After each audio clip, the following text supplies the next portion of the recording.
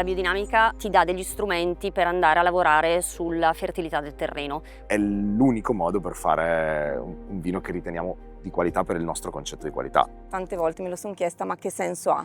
Che senso ha per me, per la mia famiglia, ma anche per il territorio, per le famiglie che vengono qua? L'arabella agricola impiega 40 persone, 23-24 sono pazienti psichiatrici.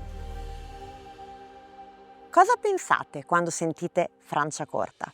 Al suo gusto probabilmente, alle sue bollicine eleganti e alla sapidità bilanciata. Tutto giusto, eppure il vino non è che il risultato finale.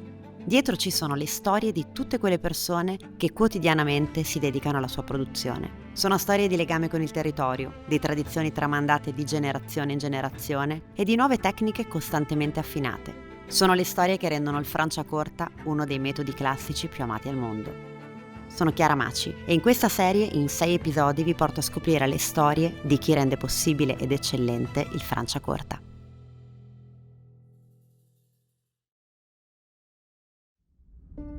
Cominciamo il nostro viaggio tra le storie di Franciacorta partendo da un tema, quello della sostenibilità. Concetto che spesso può suonare astratto, ma che per le aziende vinicole, che con la terra hanno un rapporto quotidiano e diretto, è più concreto che mai. Sostenibilità non è solo rispetto per il territorio, è un qualcosa di più ampio, che si riflette anche nelle relazioni umane, nell'ambiente di lavoro e nel modo in cui si vive la propria quotidianità. Ce lo raccontano le 3 realtà protagoniste della puntata di oggi. La prima cantina che incontriamo si trova a Cazzago San Martino, nel cuore della Franciacorta. È l'azienda 1701. 13 ettari di vigneto, 10 di Chardonnay e 3 di Pinot Nero. 1701 è il progetto di 2 fratelli, Silvia e Federico, insieme a un team unito dalla passione per il vino e da una missione chiara: realizzare un prodotto autentico, nel rispetto del territorio e delle sue caratteristiche. Da qui la scelta di evitare fertilizzanti e agrofarmaci di sintesi, insieme ad un percorso che ha portato 1701 ad essere la prima cantina biodinamica certificata Demeter in Franciacorta. Il posto perfetto per iniziare il nostro viaggio. Silvia, Giulio, parliamo di 1701, la vostra cantina. Chi lo fa il vino, l'enologo e la proprietà? L'hai acquisita con tuo fratello nel 2012, inizio 2012, la prima vendemmia è stata nel 2011. E perché 1701? Allora, 1701 è l'anno della prima vendemmia di un vigneto che abbiamo, cinto da muro dell'XI secolo, un brolo. Da registro pare che la prima vendemmia sia stata fatta nel 1701. Ah, wow! Quindi una motivazione effettivamente valida, cioè un ricordo storico. Volevamo tenere, sì, questa cosa. Bello, bellissimo. Prima azienda, forse l'unica certificata biodinamica. Siamo la prima e l'unica certificata Demeter, Ok. quindi la certificazione biodinamica che abbiamo ottenuto nel 2016. Quando parliamo di sostenibilità e in questo caso di biodinamica, che cosa intendiamo? Allora, la biodinamica è una pratica agricola, una visione agricola, forse è più corretto dire, dove la fattoria, in questo caso, mette in sinergia la parte agricola con la parte animale, con l'uomo al centro che fa da custode di questo sistema e che porta a essere in connessione tra appunto la parte agricola e la parte un po' più spirituale, quindi la parte anche astrale. Molto romantica come descrizione. Mi aspettavo la classica risposta: assenza di fertilizzante. Ma no, vabbè, quello è ovvio, no? Quello sta alla base, però Certo. Dal punto di vista pratico, la biodinamica ti dà degli strumenti per andare a lavorare sulla fertilità del terreno, quindi ad aumentare la fertilità del terreno e l'humus, quindi la biodiversità e tutto quello che la circonda. Nella parte di cantina invece ci sono delle limitazioni maggiori rispetto al biologico. Quindi c'è un approccio diverso chiaramente anche al vino. È più sfidante. È più sfidante. ad oggi fare vino in un determinato modo, che possiamo chiamarlo in sottrazione, se qualcuno dice usa questa parola, è l'unico modo per fare un vino che riteniamo di qualità per il nostro concetto di qualità, Certo. ovvio, chiaramente. Quindi sì, l'utilizzo di fermentazioni spontanee, nessun utilizzo di additivi, di coadiuvanti, quindi nessuna chiarifica, non poter correggere e influire sul vino complica un pochino le cose, o meglio, bisogna essere più precisi, bisogna essere molto precisi, molto bravi. Ecco. E da quello che mi dici mi rendo anche conto che deve essere anche non semplicissimo poi comunicarlo al consumatore finale, no? Che comunque gli va spiegato tutto questo, no? Tutto quello che c'è dietro alla bottiglia. Allora, la prima comunicazione visiva è la certificazione Demeter, ovviamente, e per noi è molto importante averla sulla bottiglia proprio per questo motivo, è una certificazione che tu stai lavorando effettivamente in quel modo. E comunicarlo al cliente finale si può fare chiaramente tramite i canali di comunicazione, quindi social, piuttosto che articoli sul giornale,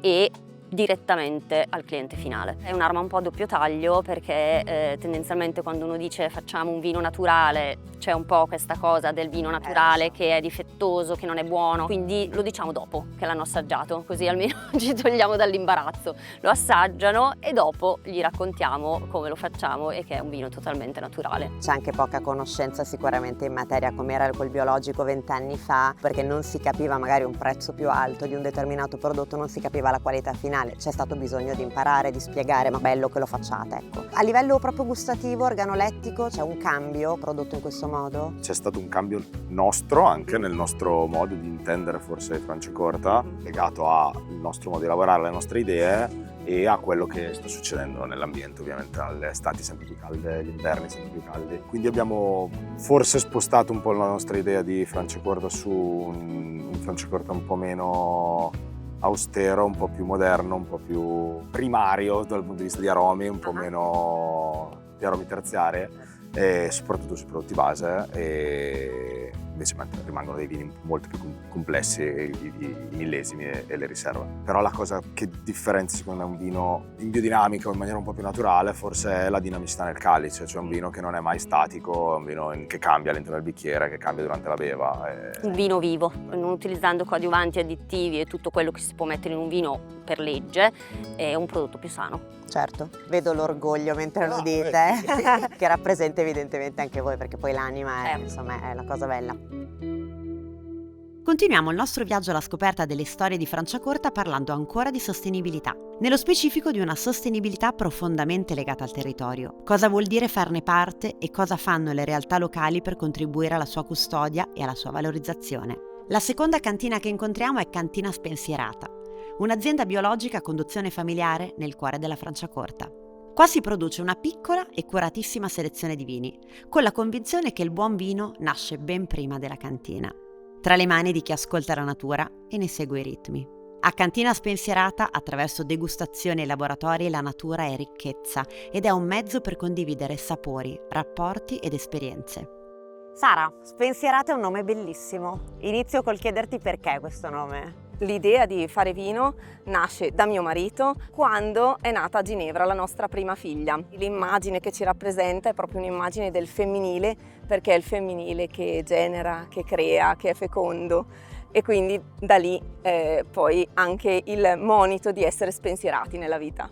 Spensierati nella vita, in realtà tu hai nominato già parte della famiglia, tuo marito, tua figlia a Ginevra, so che poi sono arrivati altri 3 figli, siete un'azienda agricola di famiglia, conduzione familiare, dove il vino è una parte in realtà di tutto quello che fate, perché fate un sacco di cose, comunicate il territorio in 1000 modi, me li racconti? Allora, la nostra scelta è stata quella di fare biodinamica, nasciamo come biologici e poi da lì è nato il semino di cominciare a fare biodinamica, e all'interno della biodinamica fondamentale è avere diversità all'interno del mondo vegetale. Certo. Quindi da lì l'idea di fare orti, cereali, ulivi e ovviamente il vino. L'hai aggiunto alla fine, in realtà credo che sia un'attività abbastanza importante. È tuo marito che si occupa di questo? Sì, esatto, è significativo che io lo lascio sempre per ultimo e mio marito dice veramente magari dovremmo ricordarci che facciamo vino, però siccome è invece la cosa a cui io dedico meno, a parte un po' di parte in campagna, ma poi la produzione del vino in effetti è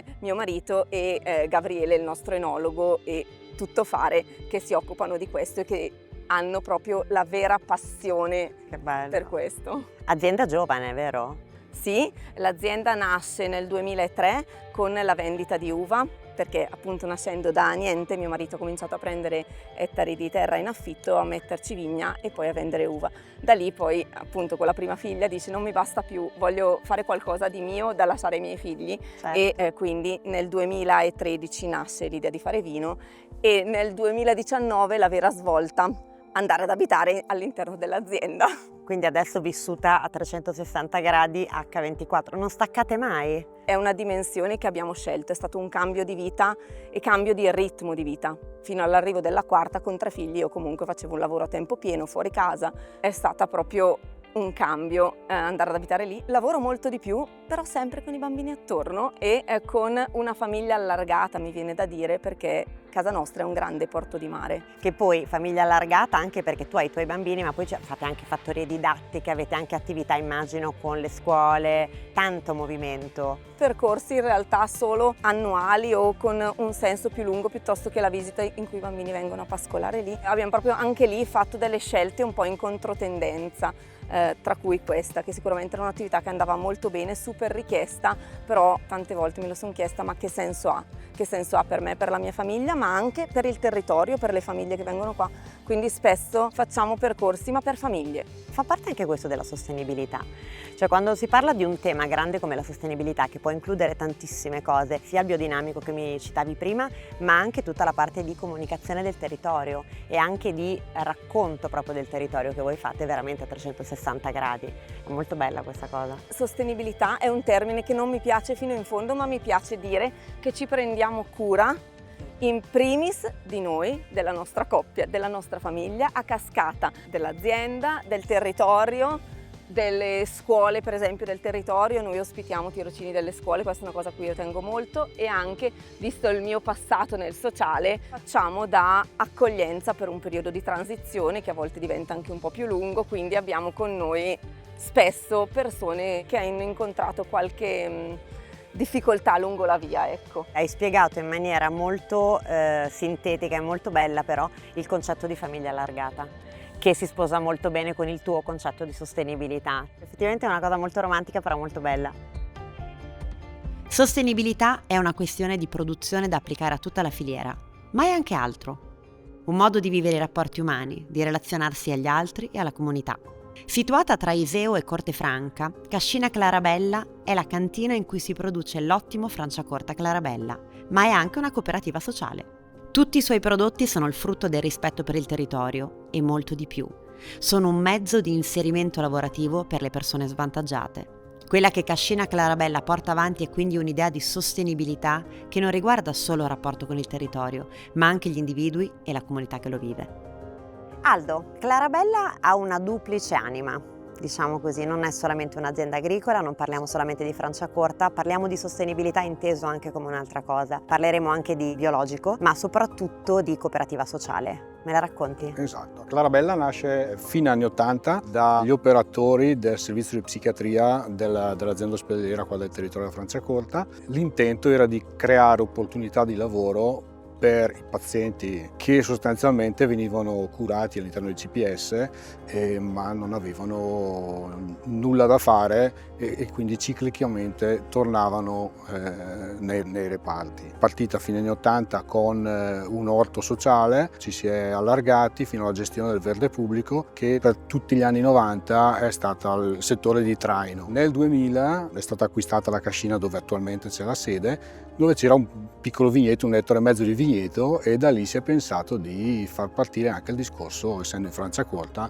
del vitivinicolo. Partiti da 1,5 ettari, arrivati a 12 ettari attuali. Clarabella Agricola impiega 40 persone, di cui 23-24 sono pazienti psichiatrici. A queste 40 persone poi si affiancano tutti i percorsi di tirocinio, riabilitativi, risocializzanti, che l'ambiente del vigneto e della cantina in modo particolare si adatta molto alle esigenze dei nostri ragazzi. Infatti quello che ti avrei chiesto, cioè immagino che ci siano dei ruoli diversi in base ovviamente alle persone. Innanzitutto cerchiamo di assecondare l'attitudine, cioè quello che piace fare al ragazzo, e poi l'agricoltura comunque è il primo passo per l'accoglienza, per l'inclusione, perché una pianta non interessa se sei schizofrenico, se sei bipolare, una pianta la può curare tranquillamente anche uno dei nostri ragazzi. Bellissimo anche come messaggio. Senti, prima ho nominato il biologico, siete stati la seconda Noi azienda siamo stati la biologica. seconda azienda biologica nel lontano 2003 con i vigneti in conversione biologica e siamo stati la prima azienda in Franciacorta a uscire col marchio biologico sulla bottiglia. Il discorso biologico è nato in maniera naturale per noi, ci prendiamo cura delle persone, dobbiamo prenderci cura anche del luogo dove abitano e lavorano le persone. Verissimo, che poi è il vero concetto di sostenibilità, forse la vera definizione è proprio questo concetto di cura. Senti, invece Dispari che cos'è? Dispari è una cooperativa sempre associata al Consorzio Clarabella, sempre inserimenti lavorativi di pazienti psichiatrici, ma si occupa di pulizie industriali e civili e stampaggio plastica, assemblaggio. Tutte attività diverse però. Attività completamente diverse rispetto a Clarabella Agricola, che invece è rimasta molto legata alla terra per quanto riguarda i vigneti e gli uliveti, trasformazione per quanto riguarda cantina e frantoio, che abbiamo un frantoio a nostre proprietà, e abbiamo inglobato in Clarabella Agricola il settore storico che poi negli anni abbiamo trasformato in gestione del verde privato. Parecchie cantine abbastanza rinomate della Franciacorta sono nostri clienti per quanto riguarda la gestione del verde. 40 anni di crescita, siete adesso 400 mi dicevi? Siamo 400 tutto il gruppo. Wow. 180-190 inserimenti lavorativi. Bello. Se dovessi immaginarti un Franciacorta che ti rappresenta, che in qualche modo ti contraddistingue e ti rappresenta, cosa saresti? Cosa sareste? Sicuramente un dosaggio zero, quindi comunque un vino dove non viene aggiunto zucchero in fase di sboccatura. Noi peraltro facciamo solo dosaggio zero, per cui ci rispecchiamo in tutti i nostri vini. Forse il Satèn per come lo intendiamo noi, cioè un Blanc de Blanc Satèn con una pressione in bottiglia più bassa ma con un residuo zuccherino a zero. Morbidezza ma alla fine un po' di... Tosta. Sì, esatto, esatto. Il nostro Blanc de Blanc è il nostro Satèn fondamentalmente, quindi direi di sì, magari non del Satèn come tipologia in generale, ma di alcune interpretazioni del Satèn. Del vostro Satèn. Sicuramente la nostra ultima bottiglia uscita, che è un millesimato 100% Pinot Nero, in cui la spensierata rivolge lo sguardo non più in avanti ma al cielo, alla volta celeste, ed è dedicata alla nostra ultima figlia che si chiama Celeste, e le etichette cambiano. Ci sono rappresentate diverse costellazioni, sono un lavoro che noi abbiamo fatto durante il periodo natalizio per un po' di anni sul proprio il pensiero di Rudolf Steiner legato alle costellazioni e alle virtù che dovremmo coltivare, insomma un lavoro che io ho sentito, visto che non sono io che direttamente produco il vino, ma in questo caso ho collaborato insieme a Gabriele e a Christian per creare un prodotto che ci rappresentasse tutti e tre. Stupendo. Se devo parlare col cuore di Clarabella, sicuramente il 180, che è il nostro millesimato, e 180 non è un numero a caso, è la legge del 78 di Franco Basaglia che ha permesso di chiudere o aprire, a seconda di dove eri, i manicomi. Grazie a questa legge che poi sono potute nascere e svilupparsi cooperative come la nostra. Bellissimo. Grazie. Grazie mille. Grazie mille ragazzi. Grazie a te. Chiara.